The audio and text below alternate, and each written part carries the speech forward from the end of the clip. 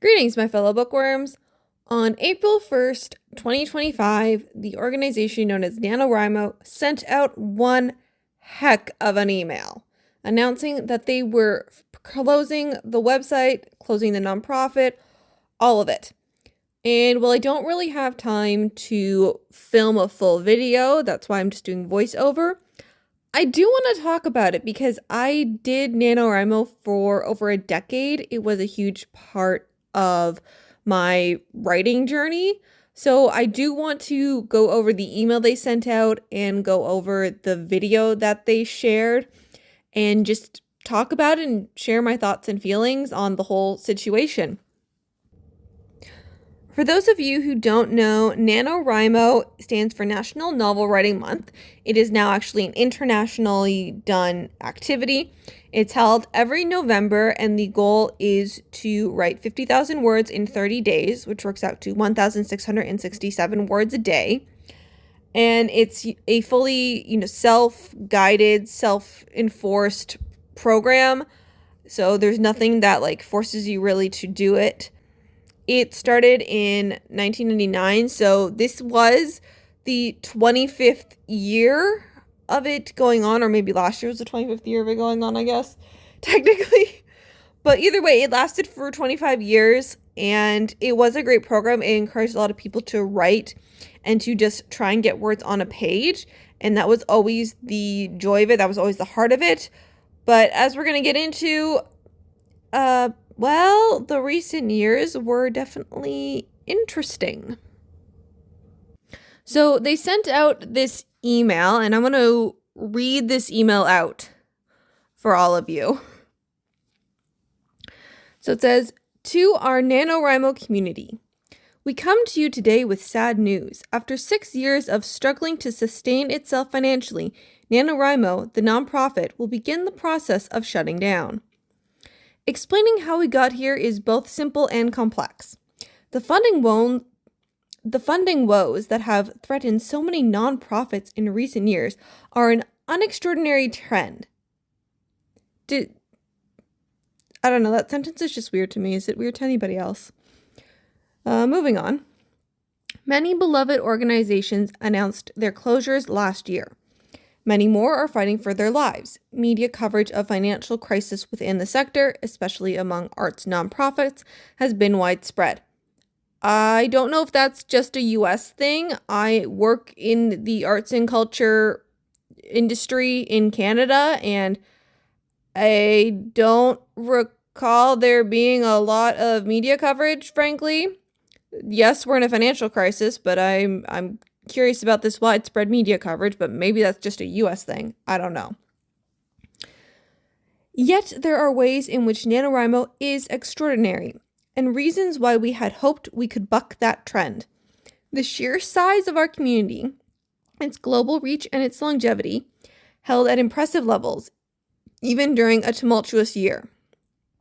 There is no shortage of writers who want to participate in NaNoWriMo. Yet building a community and being able to sustain it are two different matters. 2024 was a revelatory year. Yeah, wonder why that was the case. In order to fully understand how we reached this decision and why we view it as the only alternative, we encourage you to watch this video about the state of NaNoWriMo. And we're going to get to that video later, but it's a 30-minute long video, which is insane. The video also contains some important acknowledgments and information about the logistics of our next steps. Most importantly, the video shares real data and information that the organization has not discussed previously. The plot is thicker than you might think. Is it really, though? I have questions regarding if it really is, but okay. We recognize that the closure of NaNoWriMo represents a huge loss to the writing community, and that the grief over this outcome will be exacerbated by the challenges of the past 16 months. This is not the ending that anybody wanted or planned, and, believe us, if we could hit the delete button and rewrite this last chapter, we would. But we do have to hope for the epilogue. I'm very curious by what they mean by that exactly. Like, that to me sounds like they're filing for some sort of bankruptcy and hoping they don't actually have to shut things down. That's what that says to me. What's next for NaNoWriMo, the indebted nonprofit, is much different from what's next for actual Rhymos. We hold no belief that people will stop writing 50,000 words in November and April and July, or stop seeking support for the journey they're on. Many alternatives to NaNoWriMo popped up this year, and people did find each other. In so many ways, it's easier than it was when NaNoWriMo began in 1999 to find your writing tribe online. Our greatest hope at this moment is that you do two things: support arts nonprofits you love, they really truly need you, and keep writing words. Your stories matter. Thank you for all you have done for the organization and especially for each other over these years. Sincerely, the NaNoWriMo team. A few additional notes. We anticipate that some people might want to log on and capture information that is meaningful to them, like their lifetime word count or stats from previous seasons or challenges. Why could I not read that word? We also anticipate that some folks on the Young Writers Program website may not have backed up work that they wrote directly into our system. Whoa, wait, what? I thought they scrapped that ages ago. They were still doing that. That makes the AI thing from last year worse. Oh, man. I didn't realize they were doing that. If there is something you feel you need to retrieve, you're welcome to try. However, our site tends to crash a lot when overrun with too much traffic. Chronic technology underinvestment is mentioned in the video. Okay. I can acknowledge maybe you needed some more servers. That's a thing that you could have invested in, sure. We'll get to the video. We're going to the video. I'm having thoughts on that. Next point, if you are a recurring donor, thank you for your ongoing support of the organization, truly. We have canceled all recurring donations on our end in order to ensure that you will not be charged as we transition into our next phase. Okay, if you want anything from the NaNoWriMo store, please don't delay. We will shut that down as soon as possible. And honestly, guys, the Nano store, I'm pretty sure it's already empty. Yeah, no, it's already completely empty. There's nothing on the NaNoWriMo store, so I don't even know why they mentioned this, because I'm recording this within hours of them sending out this email. Like, the shop is empty. Why are they even mentioning it? What is this? Okay, last point. Finally, we have observed that at times of change, many members of our community are in want of spaces to process these new developments, and that historically we have hosted many all-community online spaces. Unfortunately, we have limited resources to reply individually to comments or to moderate our social spaces at this time. We will do our best, but make no guarantees. Is that them basically just saying they're going to shut down comments? That's what it sounds like to me, like they're going to shut down comments.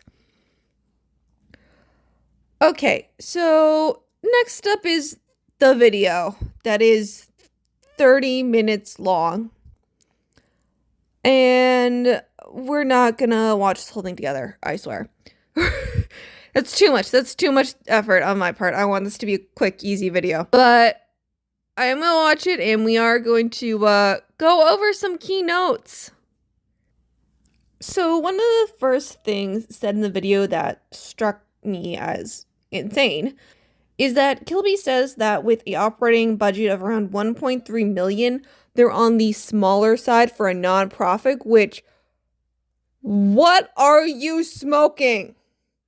Okay, guys, I told you, I work at a day job in the arts and culture sector in nonprofits. If I worked at an institution with a budget of 1.3 million, do you have any idea how much money we would have to do things?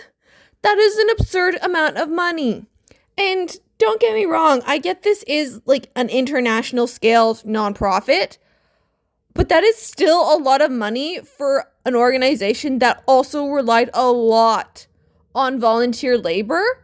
So, frankly, the fact that she's acting like that isn't enough is insane to me. Sure, I don't know all the financial details, and that money can go quick. But if that was your operating budget and you were struggling with that money, dear gods, there had got to have been a whole bunch of stuff you could have scaled back to keep within that budget. The video then goes on to say that the individual donations and gifts that were used previously to support NaNoWriMo had dropped in recent years, specifically like in 2023 is what they were talking about, which pandemic / post-pandemic year, cost of living crisis, nobody had money to spare. I feel like the writing was on the wall for anyone with a brain, so should have adjusted accordingly, frankly. That's just my thought. Okay, this is interesting to me. So they've been talking about how for the past 6 years, the money has been less and they haven't been able to be profitable. And then they also mentioned that 7 years ago is when the current website was built. And I can't help but think that's a large factor because when the website switched over, nobody liked it. Nobody was happy with it. People were constantly complaining with it because it didn't work and didn't do a lot of things that they wanted it to do.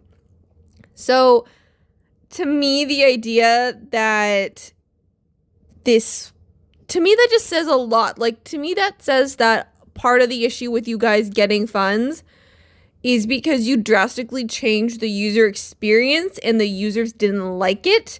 And once you kind of saw that that was the trend, I personally would have started backtracking and started returning to what people liked.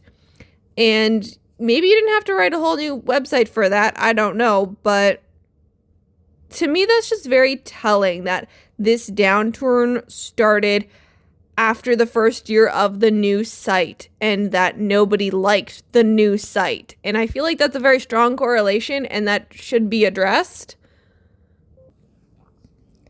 I'm very baffled by this video mentioning that in 2024 they wanted to do literary salons, which, what is that even?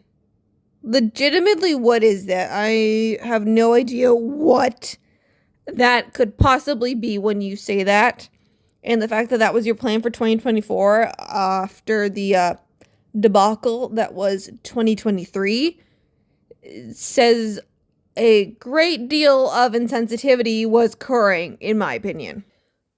The next portion of the video is specifically talking about the whole issue that occurred on the forums in 2023.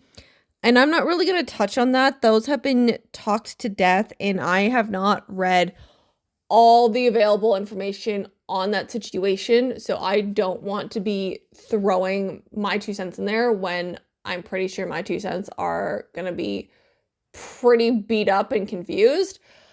So the only thing I'm going to say is I know they drastically mishandled that whole situation and they didn't even really apologize for mishandling that situation, which honestly is the least they could have done, has been like, yeah, we could have done this and this and been a bit better, but they didn't even do that. So I'm just moving on in the video. We're not going to talk about that portion.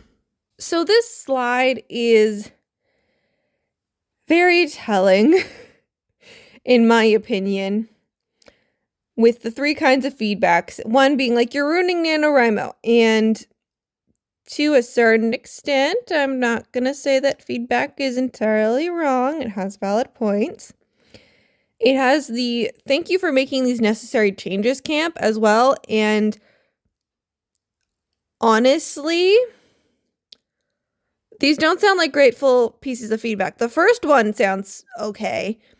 The second one sounds just like you're stating a fact. That doesn't sound like feedback. That doesn't sound like you're thanking anything. That just sounds like you're stating that it's been declining and there are issues. That's not anything about being thankful for making changes, in my opinion. So I don't know why that's included here. And then the last one of volunteers understanding why you're rebuilding and that we'll be here when you need us. To me, that's really passive aggressive, frankly. And again, not a good example of this section of feedback that they're claiming existed. So to me, that's a very silly section to have put on your slide. And then there's the somewhere in between camp. To me, am I the only one who reads that example of feedback? And it's just like that again goes into the you ruined NaNoWriMo camp, in my opinion. So the fact that these are the chosen pieces of feedback that they put on this slide, either I have great questions about the ability to read between the lines of the person who put the slide together, or I'm wondering how bad, how slanderous was the rest of the feedback that they had to draw from, that these were the highlights, that these were the good points. Like, I've got questions. I want to see the rest of your feedback pool. I am very curious now to see how bad it was. When the video talks about additional problems, all I can say is there were already red flags, clearly, because there should not have been apparently multiple labor violations going into 2024. That's obviously an issue. And also the fact that it was like, oh, the board only ever saw high-level finances. One, those high-level finances still should have reflected the issues that the institution was having. And two, you are the board. Why are you only looking at high-level finances? You should be looking at every goddamn aspect of those finances every single month if you are running an institution this big, dealing with this much money. Sure, maybe you don't need to see the transactions of every single day, but you should be getting a very detailed breakdown every single month of all the financials. You should not be getting just a high-level overview that doesn't show the true picture. So to me, that's really concerning, and I can understand how that maybe could have contributed to this whole deficit issue if the people with power to make decisions were not actually armed with information. But that's just baffling to me that it even got to that point, frankly. So I'm going to skip ahead in the video again to the later portion where they're talking about the future. And this is, again, some concerning things that I can see where it's saying, we were ill-positioned to seek emergency funding because the organization did not have audited financial statements in table stakes for many grant applications, which is just, to me, I don't know if it's different in the US. Maybe it's different in the US, but for here in Canada, if you don't have audited financial statements every year as a nonprofit, you are gonna get in some shit. You are gonna get in trouble. Maybe this is different in the US. I don't know, but the fact that they didn't is wild to me, especially with a budget of 1.3 million. Like, if you were growing past 200,000, one of the very first things you should have been doing was building into your budget and your yearly schedule time to get audited financial statements every year, because you were going to eventually run into shit. But the fact that they didn't is insane. But, that's just me. Also, this claim that numerous AI players approached with offers of sponsorship, but they turned them down because they didn't align with the mission is... Can you show us those offers? What happened exactly? Because you still accepted AI money. So, questions. Many questions.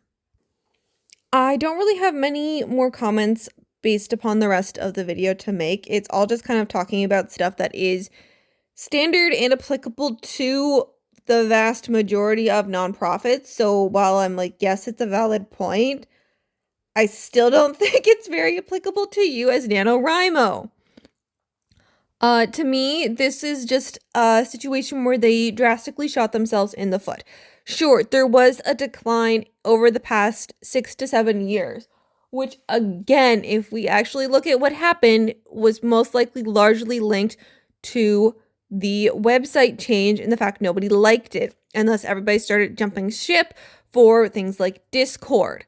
and just not using the website. So in my opinion, that was the start of it all, and you guys could have very easily fixed the issues and just changed things back to the way they were, but apparently Nano didn't want to do that. But I think that probably would have helped them long term. That would have been the way to go rather than doubling down and keeping with the very glitchy, crash-prone site. And then I think they shot themselves in the foot this past year in 2024. I think that's exactly what happened, is they mishandled the whole forums issue, and then there was problems with stuff with the municipal liaisons. Again, I don't know all the details, but I know they did some things that basically the MLs were like, wow, we're insulted. We're giving you the finger and leaving, was the vibe I got from all of it, which isn't great. And as a result, then when the AI scandal hit this past year in November, the sympathy had run dry. The well had run dry. And everybody was fed up, especially because saying AI is okay, or at least generative AI is okay, is so antithetical to the whole purpose of NaNoWriMo. And that's what really pissed people off. But overall, it is sad to see it go. Again, I spent over 10 years doing Nano, and it was a huge part of my journey to grow as a writer. So I don't regret those memories. I am sad to see it go. A large part of what I loved about Nano was the forums and the communities, at least when the forums and the communities were good. They haven't been great or helpful in past recent years, I know for sure. But yeah, so that's basically all I got to say on it. Is, it's the end of an era. It's sad. I do think the writing was on the wall for a long, long time, and they could have done a lot of things. Again, they could have just scaled back. They did mention that in the video where they were trying to do a lot of things, and yeah, you're trying to do too many things. Scale it back, return it to basics, and then work on expanding slowly with the lessons learned. But, places don't want to do that, and I don't really get it, frankly. But I think that probably should have been the move they made, was to scale it back. And I think all the communications I've seen from them the past year have just been them doubling down and saying anyone who's criticizing us is wrong, which has then made the backlash worse. So while I can't say I'm shocked because of what's been happening over the past several years, I think how they reacted in this past year alone was really just the nail in the coffin. Like, they were digging their grave for years, and then in this past year is when they built the coffin. I think that's what happened. And it sucks. It does. It was a good program. I really enjoyed the program, even if I didn't always win. I still enjoyed trying. I still enjoyed the journey. But it's a sad thing. It won't be a total loss for the writing community. I think this project, this idea will survive in some form. It's just going to be a lot harder for people to find it, I think, because it's now not going to be under one name and on one site. Whereas I think with NaNoWriMo, because it was just the singular name that everybody was using, it was a lot easier for people to find it and learn about it. And that's going to be harder from this point on, I think, with writing challenges, which is a shame. So yeah, those are my thoughts on NaNoWriMo and everything that happened with it. So yeah, let me guys know what you think in the comments. Are you shocked by this? Are you surprised? Do you agree with me that, the writing was on the wall for a long time now? Let me know.